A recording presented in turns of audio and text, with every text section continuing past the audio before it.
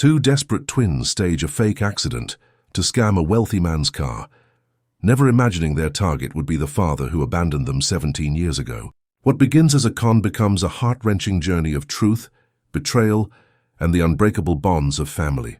The scorching Lagos sun beat down mercilessly on the bustling streets of Victoria Island as 17-year-old twins Kemi and Taiwo crouched behind a rusty commercial bus, their eyes fixed on the gleaming black Mercedes-Benz that had just pulled up to the traffic light. The car's pristine condition and diplomatic license plates screamed wealth, exactly what they needed.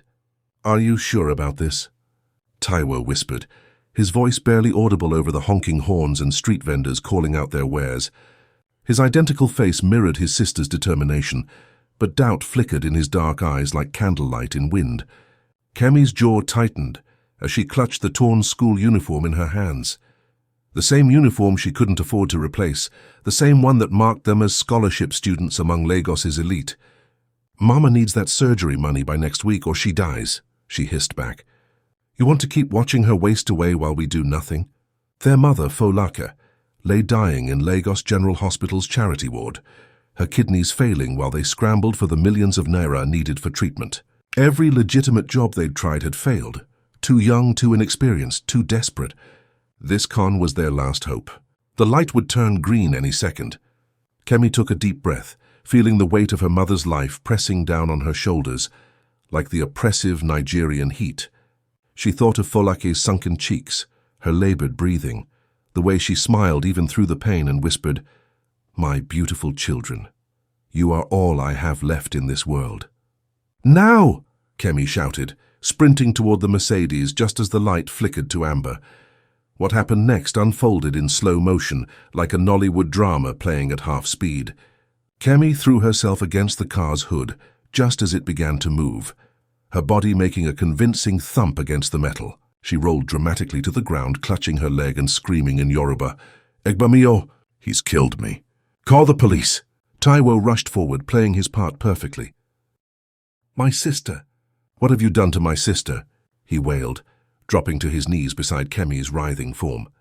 The Mercedes stopped immediately.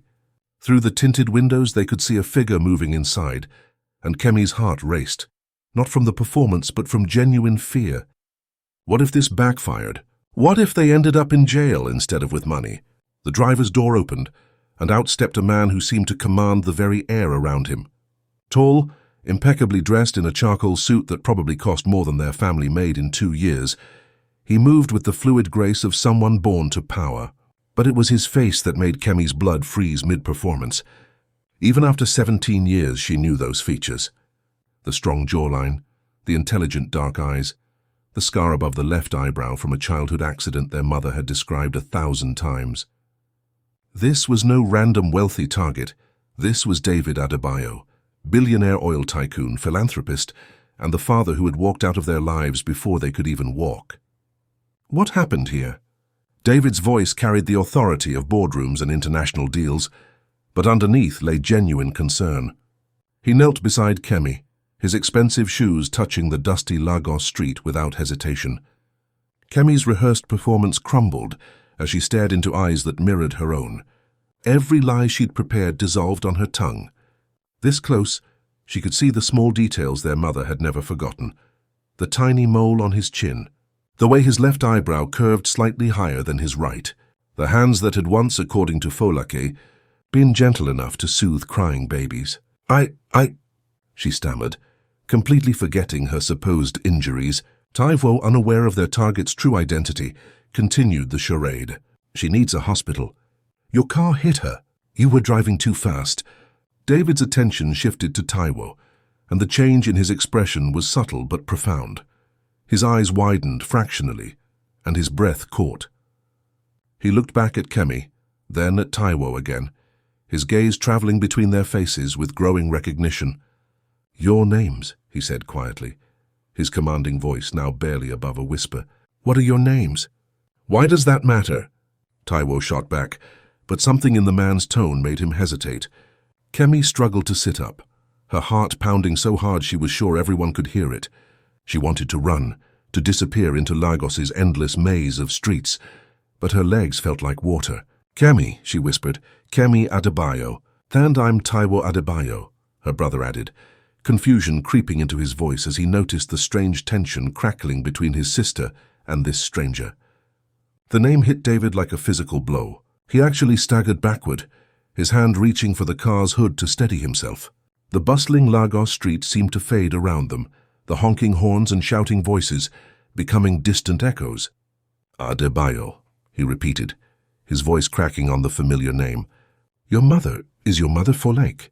A crowd was beginning to gather, as crowds always did in Lagos when drama unfolded on the streets. Vendors abandoned their stalls, pedestrians slowed their hurried pace, and car windows rolled down as people strained to see what was happening. But David seemed oblivious to the audience, his entire focus locked on the two teenagers before him. How do you know our mother's name? Taiwo demanded, stepping protectively in front of Kemi. Despite being minutes older, he'd always been the defender, the one who threw the first punch when other kids mocked their fatherless state. David's hands trembled as he reached into his jacket pocket, pulling out his phone. With shaking fingers, he scrolled through his photos until he found what he was looking for. A picture so old, it was one of the few he'd kept from his previous life. It showed a young woman with radiant skin and laughing eyes, her pregnant belly prominent under a colorful Ankara dress. Is this her? He asked, holding the phone toward them with reverent care. Kemi's breath caught in her throat. The woman in the photo was unmistakably their mother, but this version was healthy, glowing, beautiful in a way they'd never seen her. This Folktale had bright eyes full of hope, not the dimmed ones dulled by years of struggle and now clouded by illness. That's Mama, Taiwo whispered, his anger dissolving into confusion. But when was this taken? David's voice broke completely. 18 years ago. Just before. He couldn't finish the sentence. Just before he'd left. Just before he'd chosen his ambitions over his family. Just before he'd convinced himself they'd be better off without him. The crowd pressed closer, sensing drama better than any soap opera. Someone shouted, "Wetin happen?" while another voice called, "Make una give them space." But the three of them existed in a bubble of shock and recognition that made the world outside irrelevant. "You're him," Kemi said, her voice flat with a pain that had aged beyond her 17 years. "You're the man who left us." She struggled to her feet, her fake injuries forgotten in the face of real emotional wounds that had never healed. All the nights she'd wondered about her father, all the times she'd invented stories about where he might be, all the occasions when other kids had fathers at school events and she and Taiwo had only empty chairs. It all came crashing down in this moment. "So you left when we were babies," Taiwo said, his voice rising with 17 years of accumulated anger. "Mama told us you said we'd be better off without you, that you had bigger things to do than raise children." David flinched as if each word was a physical blow. The successful businessman who commanded respect in boardrooms across Africa, who'd built an empire from nothing, who'd never shown weakness to competitors or colleagues, crumbled before his children's pain.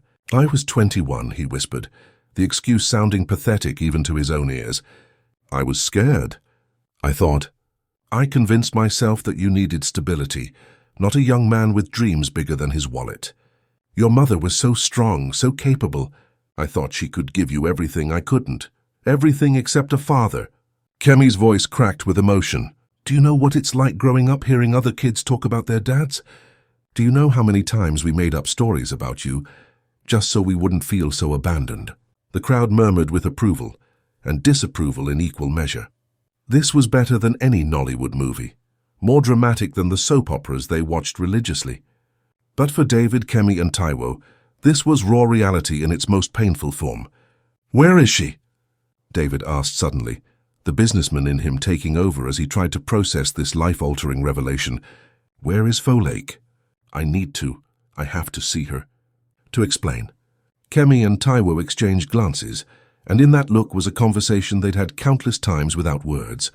Should they tell him? Did he deserve to know about their mother's condition after abandoning them for 17 years? "She's dying," Taiwo said bluntly, choosing cruelty over kindness. He wanted this man to feel every ounce of pain he'd caused. "Her kidneys are failing. She's in Lagos General Hospital, and we don't have money for the surgery she needs. David's face went ashen. What do you mean, dying? How long has she been sick? 2 years, Kemi said, her voice barely controlled. 2 years of watching her get weaker, while we tried everything to raise money for treatment. We've sold everything we own. I've worked 3 jobs while going to school. Taiwo drops out of classes to work construction sites, where they don't ask for ID, and you. She gestured at his expensive car, his tailored suit, the gold watch on his wrist. You've been living like a king while your children and the mother of your children struggled to survive. The accusation hung in the air like smoke from a burning building. David looked at his own hands as if seeing them for the first time. Soft hands that had never known real labor, manicured fingers that signed checks instead of washing dishes in restaurant kitchens as his children had done. I sent money, he said weakly. For years I sent money to an account I set up, every month without fail. Kemi's laugh was bitter and sharp. What account? We've never seen a kobo from you. Mama cleaned offices at night and sold food during the day, just to keep us in school. If there was money, don't you think we would have used it for her medical bills? David pulled out his phone again, this time scrolling through banking apps with increasing desperation. The account, I set it up through lawyers. They were supposed to insure. His voice trailed off as realization dawned. The lawyers. They told me she was refusing the money, that she wanted nothing to do with me. They said you were all fine, that she'd remarried and had a new life. Mama never remarried, Taiwo said quietly. She said she gave her heart to one man, and when he left, she couldn't give it to another. She's been alone all these years, raising us and working herself to death because she was too proud to ask for help from anyone.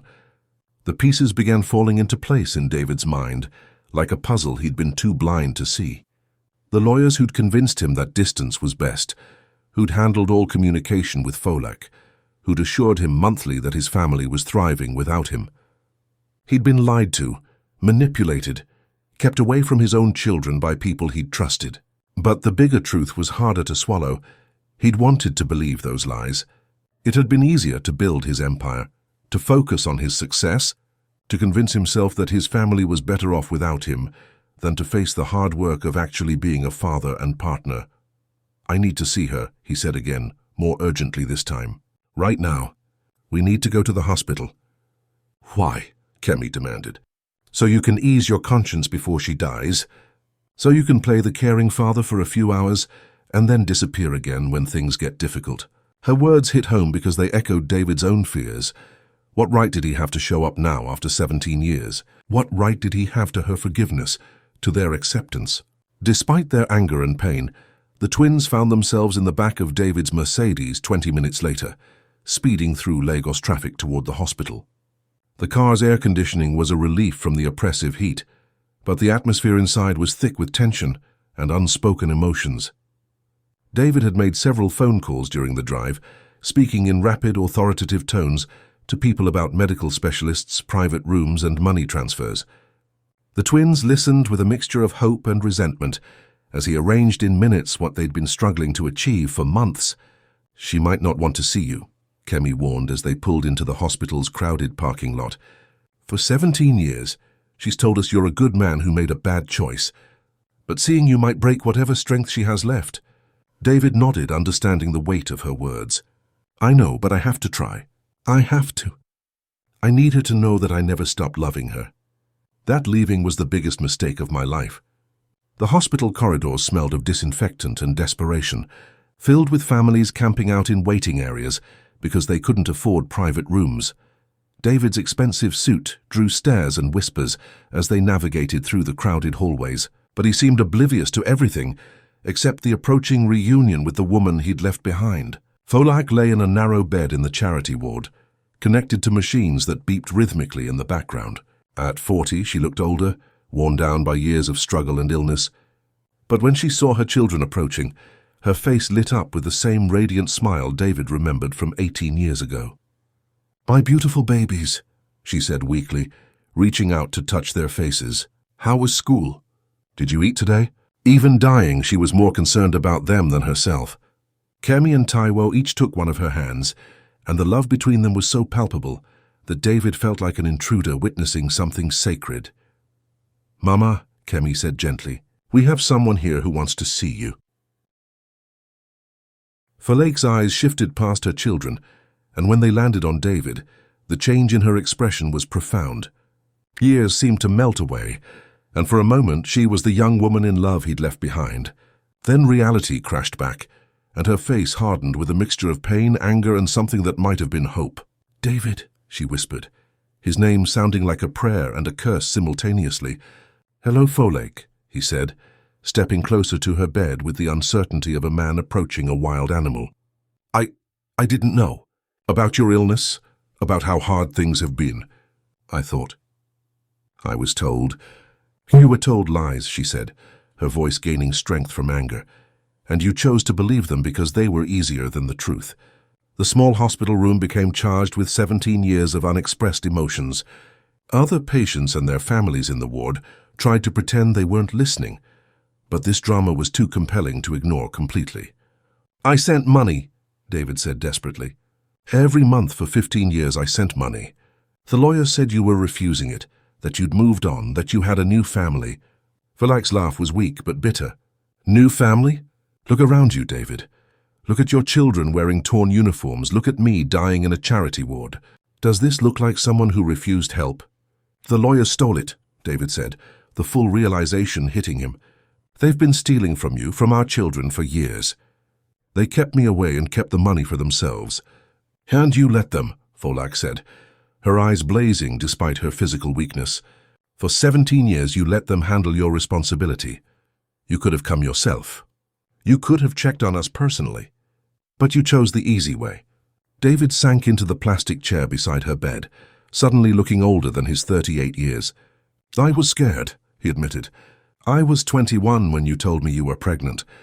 I panicked. I thought I wasn't ready, that I'd ruin your lives. By the time I realized my mistake, years had passed, and I didn't know how to come back." "So you built an empire instead," Taiwo said from the foot of the bed. "You became one of the richest men in Nigeria, while your children sold water sachets on the street to pay for school books." As if summoned by the emotional intensity, alarms suddenly began beeping frantically around Folake's bed. Her body convulsed, and her breathing became labored. The twins rushed to her side while David stood frozen, helpless in the face of a medical emergency he couldn't solve with money or influence. "Nurse!" Kemi screamed, pressing the call button repeatedly. "Someone help us." Medical staff rushed in, pushing David aside as they worked to stabilize Folake. The twins were forced back against the wall, watching in terror as their mother fought for her life, just meters away from the father who'd finally returned. "We need to get her to surgery now," one of the doctors said urgently. "Her kidneys are shutting down completely. Without immediate intervention."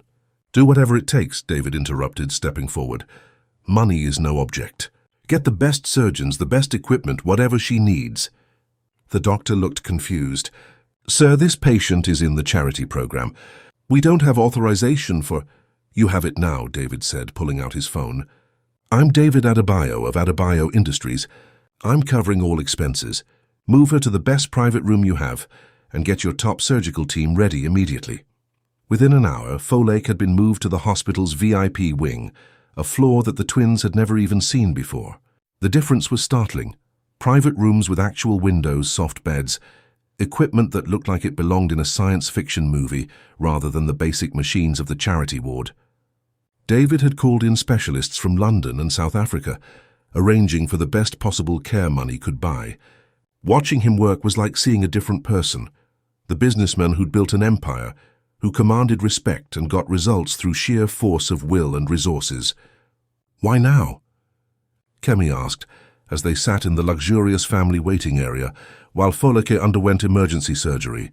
"Why did it take a fake accident for you to find us?" David was quiet for a long moment, staring at his hands. "I convinced myself you were better off without me. Every year that passed made it harder to come back. What do you say to children you abandoned? How do you explain 17 years of absence?" "I'll start with 'I'm sorry,'" Taiwo said simply. "And then you try to do better." "I am sorry," David said, his voice breaking. "I'm sorrier than you can possibly imagine. You can possibly imagine. I've missed everything. Your first steps, your first words, school plays, birthdays, all of it. I've been successful in business, but a complete failure as a father." The surgery lasted 8 hours. David paced the waiting room like a caged animal, making calls to ensure Folek had the best possible care, while the twins watched this stranger who was their father with growing confusion. Their anger was still there, but it was mixing with something else, curiosity about who he really was and perhaps the beginning of understanding. During the long wait, they began to talk. Really talk, for the first time in their lives. David told them about his business, about the years of guilt and regret, about the many times he'd started to come home but lost his nerve. The twins shared stories of their childhood, of their mother's strength, of the pride that had kept her from seeking help even when they were desperate. "She never spoke badly of you," Kemi admitted during one quiet moment. "Even when we asked why you left, she always said you were a good man who made a choice he thought was best for everyone. She was protecting you," David realized. "She could have turned you against me completely, but she chose to preserve the possibility that we might someday be a family." When the surgeon finally emerged, exhaustion and cautious optimism were written on his face. "The surgery was successful," he announced. "We were able to repair significant damage, but she'll need ongoing treatment. With proper care, she should make a full recovery." David collapsed into a chair with relief, while the twins embraced each other with tears streaming down their faces. Their mother would live. The woman who'd sacrificed everything for them would have a chance at a healthy future. Recovery was slow but steady. Folek spent 3 weeks in the hospital, getting stronger each day as her body responded to the high-quality medical care David had arranged. During this time, the three of them, David and his children, began the delicate process of learning to be a family. It wasn't easy. 17 years of separation couldn't be undone with expensive hospital bills and heartfelt apologies. There were arguments, moments of coldness, times when the twins' resentment flared up and David's guilt overwhelmed him. But there were also breakthroughs, shared meals in the hospital cafeteria, stories about their lives that bridged the years between them, and the gradual recognition that they were, despite everything, bound by blood and the possibility of love. David learned that Kemi wanted to be a doctor, inspired by watching her mother's strength through illness. Taiwo dreamed of being an engineer, fascinated by how things worked and could be fixed. Both were brilliant students despite their financial struggles, and David felt a fierce pride, mixed with regret, that he'd missed so many years of their achievements. The twins discovered that their father wasn't the selfish monster they'd sometimes imagined. He was flawed, certainly, a man who'd made terrible choices out of fear and youth, but he was also genuinely remorseful and desperately trying to make amends for his failures. When Folake was finally strong enough to leave the hospital, David had arranged for them to move into a beautiful house in Ikoyi, not his own mansion, which felt too presumptuous, but a comfortable home where they could be together while deciding what their future would look like. The first family dinner was awkward, filled with careful politeness and the weight of everything unsaid. But as days turned into weeks, the atmosphere began to warm. Folek's health improved dramatically with proper nutrition and medical care. The twins thrived in their new school, where they could focus on learning instead of working to survive. David threw himself into fatherhood with the same intensity he'd once reserved for building his business empire. He attended parent-teacher conferences, helped with homework, and listened to 17 years' worth of stories about their lives. He was awkward at first, more comfortable in boardrooms than at bedtime story readings, but his love for his children was unmistakable and powerful. As the family began to heal, David's investigation into the lawyers who'd betrayed them revealed a web of corruption and theft that extended far beyond his own situation. The money he'd sent for his children, millions of naira over the years, had been systematically stolen and hidden in offshore accounts. The lawyers had convinced him to stay away while enriching themselves with funds meant for his family. "We have enough evidence to prosecute," David's new legal team reported. "They've stolen not just from you, but from several other clients in similar situations." But the twins had a different idea. "Don't send them to prison," Kemi suggested during a family meeting. "Make them pay back everyone they've stolen from, and use that money to help other families like ours. There are thousands of children in Lagos who need medical care, who need school fees, who need hope." It was Folake who understood the deeper wisdom in their suggestion. "Our children are choosing compassion over revenge," she told David. "They're better people than we were at their age." David looked at his 17-year-old twins with amazement and pride. Despite everything they'd endured, despite having every reason to be bitter and cruel, they were choosing to use their father's resources to help others. They had inherited their mother's strength and compassion, and somehow they'd grown into remarkable human beings in his absence. 6 months later, the Adebayo Family Foundation was launched with a mission to help struggling families access medical care and education. The stolen money recovered from the corrupt lawyers became the foundation's initial funding, but David's contributions and fundraising efforts soon expanded it into one of Nigeria's most effective charitable organizations. Kemi and Taiwo became the foundation's youth ambassadors, sharing their story to inspire other young people and help identify families in need. Their experience had given them credibility and compassion that no amount of wealth could buy. "We know what it's like to watch your parents suffer because you can't afford help," Taiwo would tell audiences at fundraising events. "We know what it's like to choose between school fees and medicine.